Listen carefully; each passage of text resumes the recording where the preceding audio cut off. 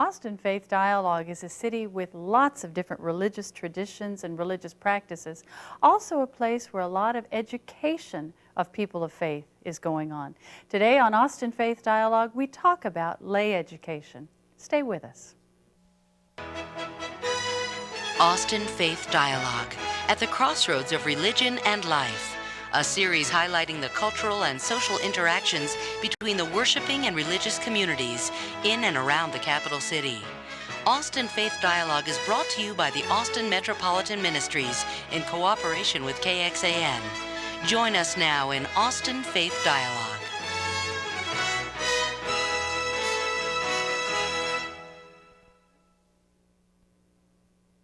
We're glad you've joined us today on Austin Faith Dialogue. We'll be talking about lay education. In other words, the education of people who are not going to be professional religious folks, but for whom their faith is still very important. And we have two guests today to talk about two different ways of doing lay education, two different approaches of involving people in the life of their congregation or their temple. First, we have Debbie Kalk. I knew I should make you wear name tags. Debbie Kalk from Congregation Kol Halev. We're glad you're here today. And Nancy Springer Baldwin from the Episcopal Seminary of the Southwest, specifically the lay education program, right?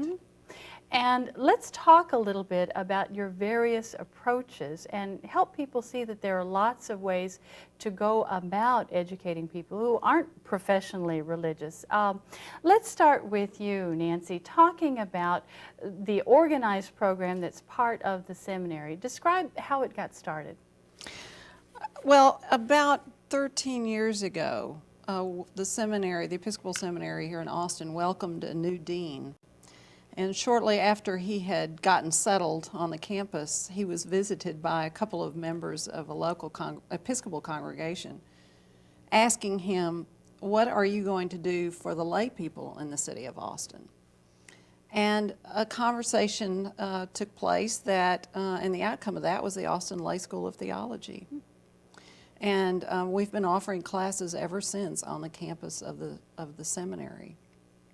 So this is a program then of organized classes, say on a semester basis, right? Exactly. We offer classes each fall and spring.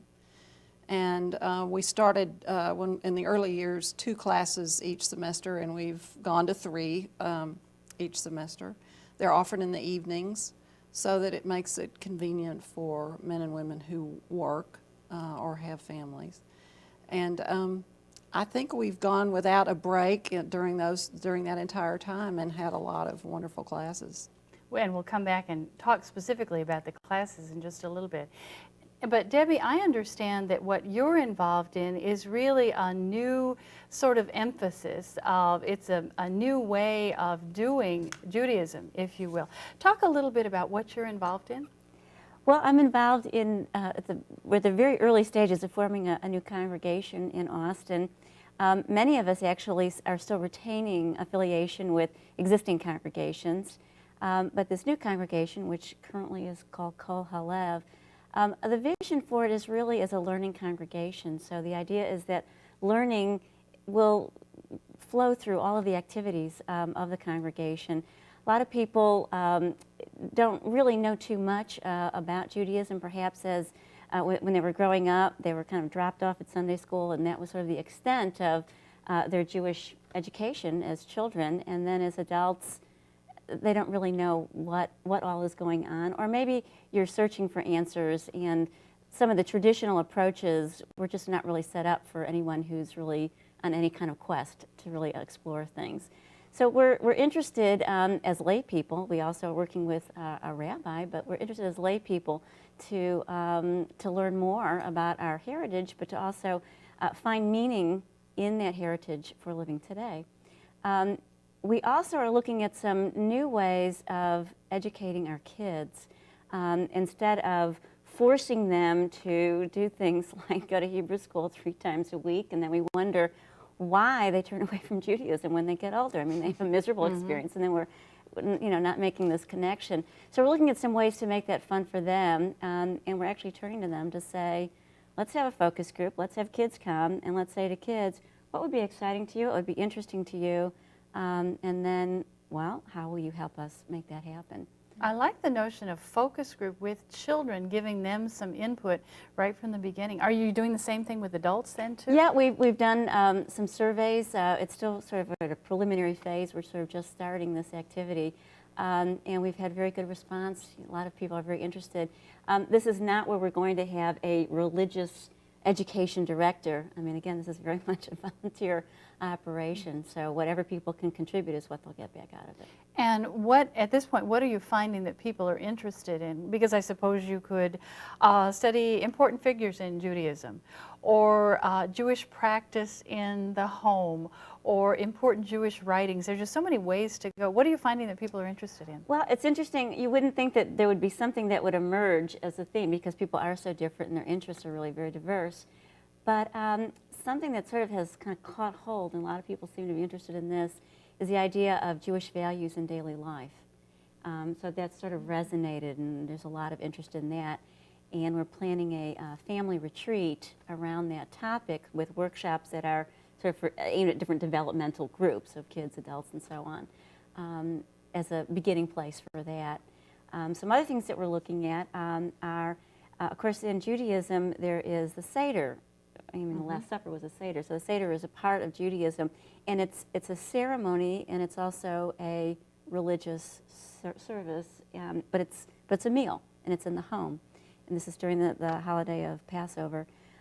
So that's an idea where there is a curriculum, if you will. There's a prescribed lesson that we teach and we hand on to our children. Well, we're looking at, there are some really good materials that have been developed that do that on a weekly basis as well. So we're looking at distributing those materials to families so that maybe they can invite other families over, and then for a Shabbat meal, have an actual little lesson that goes with that to say to their children, well, this is the Torah topic this week, and this is what it means, and what it, and have some activities associated with it. So that's outside of a formal religious environment, and it really creates a different dynamic for parents and for children. And I like that notion of people teaching each other. Yeah. And Nancy, the whole idea of a lay school would imply to me something perhaps in a classroom, lecture format, a little bit more organized. What actually are the classes like in the lay school? Well, it's an informal program. To begin with, there are no educational prerequisites to take any of our courses. You're not granted a certificate or credit at the completion of the course. The seminary does have a program that's a master's degree program for people who are not intending to serve as professional church workers or ordained people, but the lay school of theology is informal. And we try to bring courses to people who are courses which are not unlike what they might find in their church's adult education program, but perhaps because there's a little more time in the evening to spend on it, they might go in more depth than you might find in a Sunday program. And the classes are 2 hours, about 2 hours each night, and they run anywhere from 4 to 8 weeks per course.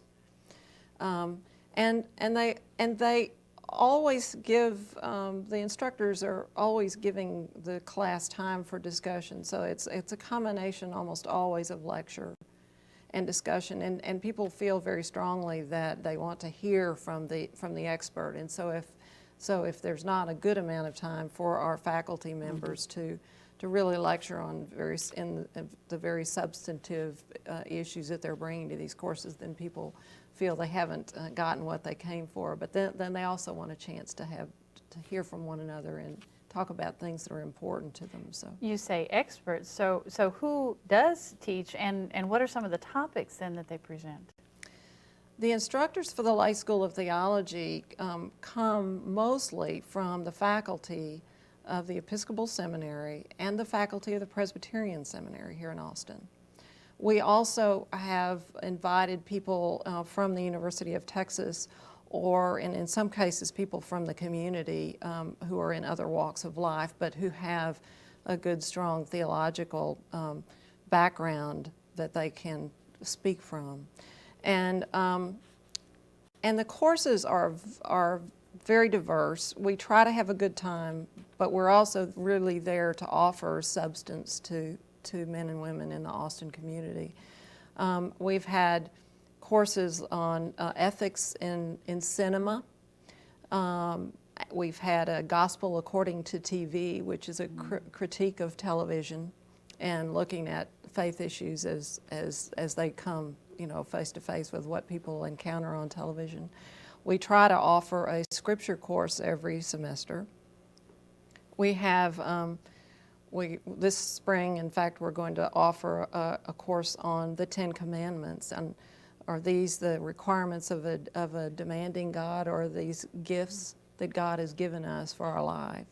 So we offer a broad range of topics. Where do the topics generally come from? Do you do, say, focus groups, or how do you generate what is focused on? The Lay School of Theology is really run by a steering committee of volunteers, and these are men and women, mostly from Episcopal congregations in Austin, who meet on the campus 3 or 4 times a year. And one of the main things that we do together when we meet is to talk about what are you hearing from people in your congregation? What are their needs? What are they interested in? And from that discussion, we come up with potential faculty or instructors for the lay school, as well as topics. And sometimes we'll go after an instructor because he or she is well known in the community as being a very excellent teacher. And sometimes we have a subject that we want to offer, and then we go looking for the right person to teach it.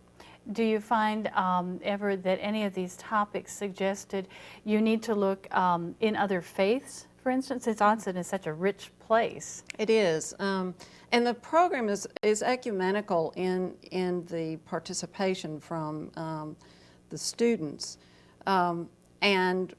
And we try, one of the most popular courses has been a comparative religion course, where we're looking at, the instructor is examining Christianity and Judaism and Islam and Buddhism and, you know, various of the major religions, as well as their spiritualities.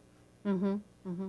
And it's true. You'll find the same thing, I'm sure, as the congregation develops, how hungry people in Austin are to expand their knowledge for credit or not for credit. Well, we're going to need to take a break here at the middle of the show, but we'll come back in just a minute to ask you both some more questions about your programs and what you see happening in the future.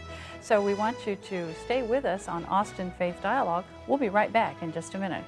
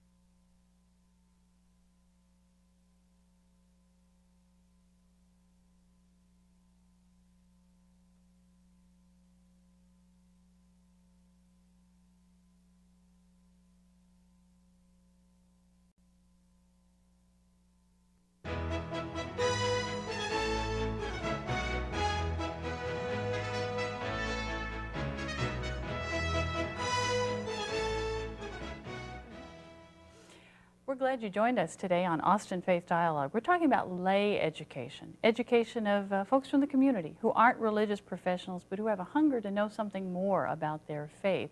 And we've got 2 guests today. Nancy Springer Baldwin is with the Episcopal Seminary of the Southwest, and Debbie Kalk is with Congregation Kol Halev It's good to have you. We were talking a little bit earlier about the fact that this new congregation will intentionally start out as a learning congregation. I wonder what other models there might be in Judaism for this sort of thing. If, in other words, nationally there's any kind of help for you? Well, we're aware of, and we're, the rabbi who is involved with our congregation is Rabbi Kerry Baker, who's been well known in the community for a long time. He was associated with Hillel for a long time, many years. And he has, of course, been aware of this national movement looking at both the learning congregation and other aspects of the congregation. And so maybe there are a handful around the country, but I think in many congregations people are looking for more.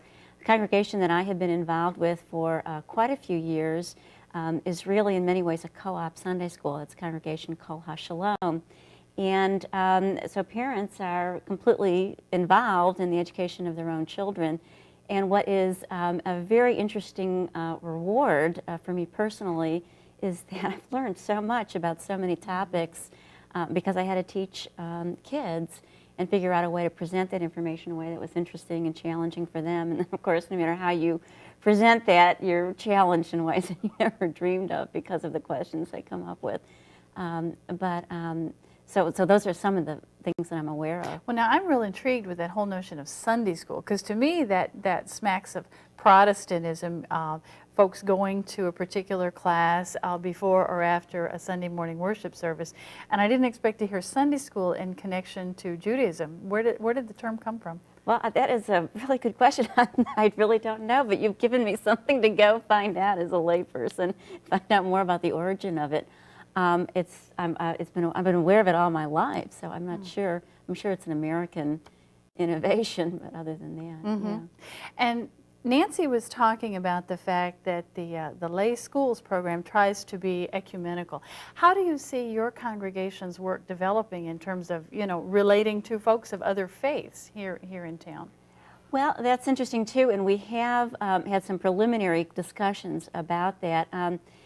I think right now our vision is to really reach Jews who are unaffiliated, and that's a huge number of people. Unfortunately, the congregations that not really so much in Austin, but it's true nationally. Many Jews are unaffiliated with any congregation, and perhaps because of not understanding all that's going on or not agreeing with all that's going on is part of that. Now, when the new, do I have the term right, Jewish Community Center is established here in town, I wonder what the thought is in terms of education for lay folks, whether there might be, say, a course catalog, and you can choose what you want to take every year, every semester, every month, whatever. That seems to me it might be a natural outgrowth of the desire to learn something more about one's faith. Right. Well, actually, there is currently a Jewish Community Center. I'm not really qualified to say all that they're doing, but they have a full range of programs. And so I think that the new facility will only enable them to do much more than they've been able to do up till now. Two of the larger congregations in Austin will also be locating at that campus site. And they'll have, I think, a communal education building at that site. So there'll be an awful lot of opportunity for those kinds of, Oh, and that'll be wonderful. Yeah. Right. Yeah. And Nancy, I know that the Episcopal Seminary is pretty well landlocked here in Austin, but how do you see the lay schools program growing?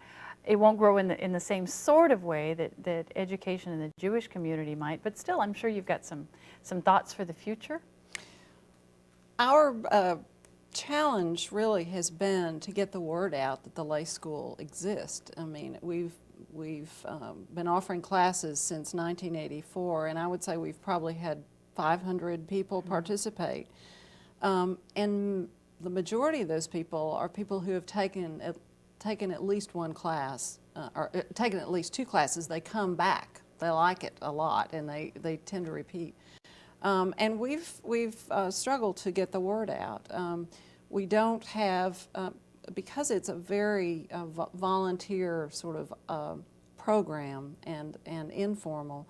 There's not a lot of staff to maintain a more formal sort of situation with many more classes or certification or that sort of thing. I think we're really intentionally keeping it relatively small, but we are hoping for more and more people to learn about it. And fortunately, I've had some good coverage in the Austin American-Statesman, and that has brought a number of people to the classes who would not have heard about it before, because we've mostly publicized in the Episcopal churches in Austin. So who is your target audience, you know, and we'll see if folks listening are part of that target audience. That's right. That's right. So do you aim for a particular age range or educational level or anything like that? No, really. Most of our students are adults. We've had a few who are in high school and a few students from the universities, but those people tend to be preoccupied and pretty busy. So mostly we're getting adult men and women who are looking for, maybe you've already said this, but one of our instructors quoted, to quote one of our students rather, said this is food for the soul. So we're really drawing people who are looking to feed their soul in the midst of a very busy professional and family life. And don't you have information specifically about what's going to feed people's souls this next spring, in the spring of Absolutely, 98? yes. What will you be offering? I think I mentioned that we'll be offering a course on the Ten Commandments. The dean of our seminary is going to be teaching that.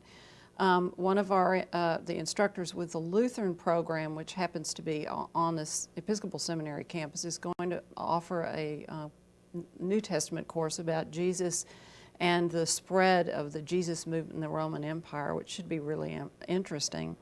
And then the third course, I have to put my glasses on because I don't want to miss the title of this. I believe we're borrowing from the name of a country western song, The Night Old Jack Daniels Met John 3:16. And a man who has taught one of our classes at the seminary and is also a pastoral counselor in Austin is going to teach that course about the different ways that people experience God. So sometimes we have some pretty fun titles for our courses, but people will have a good time in these courses, but they're also very substantive. I hope lots of folks sign up. That sounds like too much fun for the spring. The question may not be exactly the same for you then, Debbie, but I wonder who your target audience is as you're developing this congregation and this whole approach to faith. Well, I think that's an interesting question, and that's one that we want to turn back to the congregants themselves to say, what's meaningful to you? What would be meaningful to you in your life? What are you looking for? What needs do you have? What are you questing for or searching for? I think for me personally, I was very involved in my daughter's Sunday school, and it was just great. I really enjoyed the congregation that we had achieved through that, but it wasn't doing very much for me as an adult on a lot of levels. And so this is very appealing to me. I think that it's, maybe as you get to be middle-aged, you start looking for things. Right. So I would think there are other people like me. I mean, I know there are other people like me, but I think we're also looking for something that meets the needs of all different kinds of people who are searching for different things, and hopefully we can find something that is large enough, a big enough tent. Now, the lay school model, of course, brings in people from the community who may have no particular relationship to the Episcopal Seminary. Will what you're doing in the congregation, do you suppose, be that same kind of thing that folks might hear, the congregation is offering a few weeks on this topic, and let me go do this topic? Well, I think first we need to, since we're still in a formation stage, we really need to address the needs of folks in our immediate community. But yes, I think that there are a lot of things that we're looking at that for adult programs and various lay programs that could be of interest to a broader range, especially intermarried couples where there are two faiths or people like that who have sort of been pushed away or felt pushed away by Judaism in the past. Now, and help me understand clearly the difference then between what Kol Halev is doing and what any other, say, ordinary congregation might be doing? I think it's that we're so conscientiously looking at how is it that we can make learning central to our activities and bring it into sort of daily life. And might that mean, do you suppose, courses not just on Sundays in Sunday school or that's throughout the absolutely week? true. Or? And in fact, one idea is to have what's called a Shabbaton. Basically, it's from sundown on Friday night to sundown on Saturday night, and it's like a big slumber party for kids, for families, and to have structured educational programs within that context, but a very fun and intense kind of experience. So that's very definitely not 10 till 12 on Sunday. Oh, I like that. Yes. That reminds me of some of our Methodist youth lock-ins. The idea Yes, it's very similar to that. you couldn't leave. Yeah. You stayed for the whole entire experience. But there's an idea that maybe we can make a deal with our teenagers to say, we know you don't like going to Hebrew school 3 days a week and giving up soccer and all your other activities. How about going just once a month, but that once a month will be for 24 hours. And that's a much more interesting opportunity. It's also a lot more work. It's much easier as a parent to just drop your kids off at 10 o'clock on Sunday morning and pick them up at noon. But that sort of passive approach is not very satisfying, I think, to anybody. So you're a parent, you're also the director. What else is your role in all this? Really, I think primarily as a parent, but then as a parent, I start to find all kinds of other rewards, through that process. You may learn more than anybody, huh? Well, that's what you often find, when you have to teach, and that's very exciting. But as much as possible, I want to figure out ways to make people participate in the learning process, and then that's where you really make it your own when you're. Very true. Yeah. And Nancy, we've got just a few more seconds. So give us an appeal for folks to sign up for the Lay School and its programs. Well, it's very inexpensive. That's part of the appeal. We've never changed the tuition since we started. It's $50 per person. It's $75 per couple. We're really encouraging couples to do this together. It's not difficult to sign up. Calling the Episcopal Seminary will get you registered. And we're in the center of town, just north of the university campus, so it's pretty convenient. This sounds like a wonderful spring for folks who really want to investigate their faith some more. Debbie, thank you so much for talking about the congregation's programs, and Nancy for talking about the Lay School at the seminary. I'm excited for both of them and wish you well, and want to thank you for joining us today on Austin Faith Dialogue as we talked about lay education. And we'll see you next week right here.